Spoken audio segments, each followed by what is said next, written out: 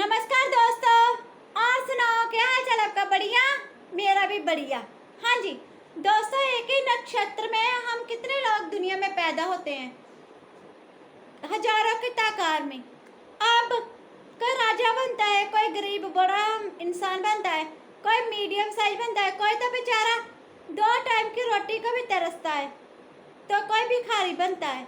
अब राजा के मन में बड़ी उत्सुकता थी कि एक ही नक्षत्र के जन्मे लोगों में इतनी भेदभाव कैसे हो सकता है, वो ईश्वर ऐसे भेदभाव कैसे कर सकता है। हम ये सोच रहा था। उसने ना बड़े विद्वानों को बुलाया और बोला कल मेरा जन्मदिन है, सब आना है। सब लोग आ गए जन्मदिन पर। तो अब उसने सभी विद्वानों से पूछा कि एक नक्षत्र में पैदा होने वाले लोग मेरे को बताओ। तो बोला, पहले तो वो बोले कि मेरा भाग्य कैसा है। सब बोल रहे आपका भाग्य बड़ा अच्छा है, आप और आपकी बड़ी आयु है, आप इतनी आयु जियोगे, ये है वो है। फिर उसने पूछा कि मेरे नक्षत्र में पैदा होने वाले लोग सभी राजा है या नहीं, या कैसी उनकी स्थिति, कैसे उनका चल रहा है काम, घर बार कैसे चल रहा है, मैंने जानना है। अब सब विद्वान एक दूसरे की तरफ देखने लगे। अब एक विद्वान था, काफी पंडित था, उसका पिछले जन्म का पता था। अब उसने क्या किया, बोला कि तुम हिमालय में जाओ, वहाँ पे एक साधु संत मिलेगा, इसका जवाब वो साधु संत देगा आपको। चलो, राजा ने क्या किया, इतनी उसके मन में थी भावना कि मैं पूछूं तो सही कि जब मैं पैदा हुआ, मेरे साथ जितने लोग पैदा हुए वो क्या क्या कर रहे हैं, उनके क्या क्या काम है, क्या वो भी राजा है कि मैं ही अकेला राजा हूँ। अब उनके मन में जो चल रहा था, घोड़ा पकड़ा और हिमालय की तरफ चला गया। अब 2-3 दिन लगे उनको हिमालय में जाते जाते। खाना खुना पड़ा हुआ था उनके पास ही।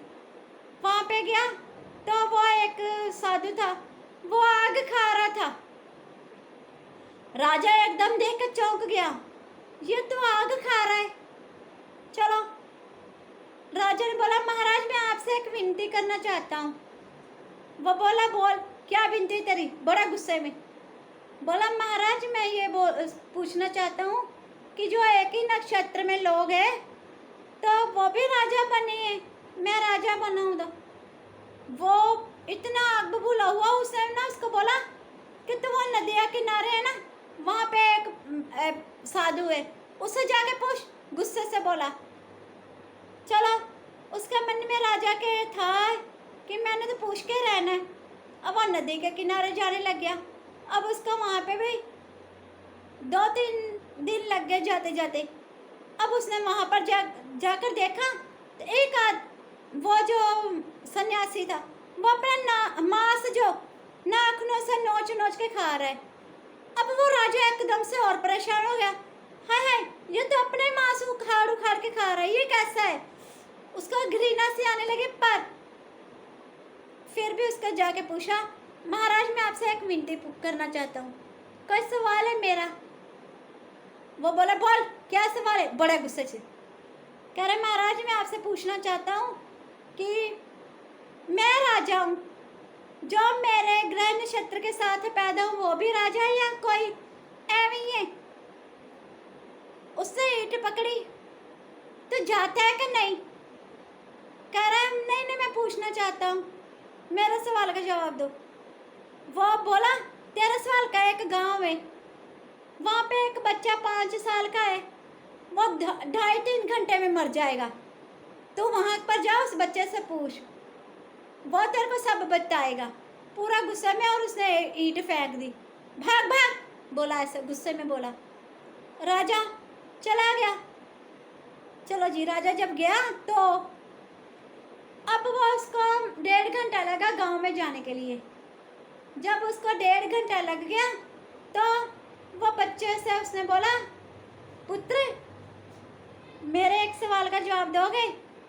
वो बोला कौन से सवाल का जवाब। वो बोले मैं आपसे पूछना चाहता हूँ कि जिस नक्षत्र में मैं पैदा हुआ हूँ, क्या उसी नक्षत्र में जो लोग पैदा हुए वो भी राजा बने हैं कि मैं ही राजा बना हूँ।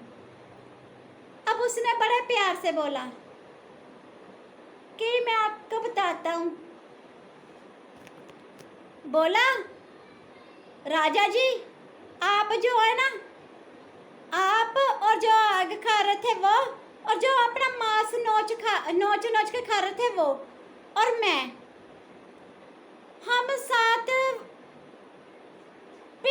7,000 वर्षों पहले हम भाई थे एक दूसरे के। हम भाई थे तो हम ना तभी राजा ही थे, हम सब राजा थे। तो हम शिकार करते करते रास्ता भटक गए। तो हम भूखे प्यासे जंगलों में वनों में कई जगह घूम रहे थे। तो एक गांव मिला, वहाँ से ना हमें किसी ने आटा दिया। बोला कि ये आटा लो और कुछ रोटियां बना के खा लो। तो हम सब ने क्या किया, 4-4 रोटियां बना ली।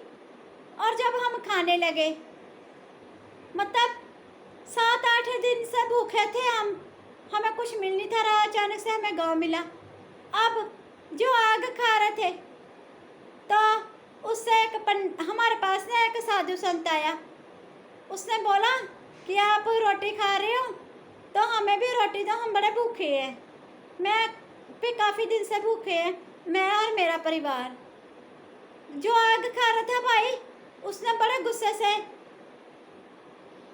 हाथ उसने आगे किया जब भिखारी ने, साधु संत ने, तो उसने गुस्से से उसके हाथों में आग रख दी और बोला, हम भी तो काफ़ी टाइम से भूखे हैं, तेरे को बड़ी भूख लगी है, अब हम रोटी खा लेंगे तो हम क्या खाएंगे। उसने ऐसा देखा तो वो साधु ने उसको श्राप दे दिया कि तूने मेरे हाथों पर आग रखी है तो अपनी सारी ज़िंदगी आग ही खाएगा। जितने जन्म तू मिलेगा तब तक तेरे को आग ही मिलेगी।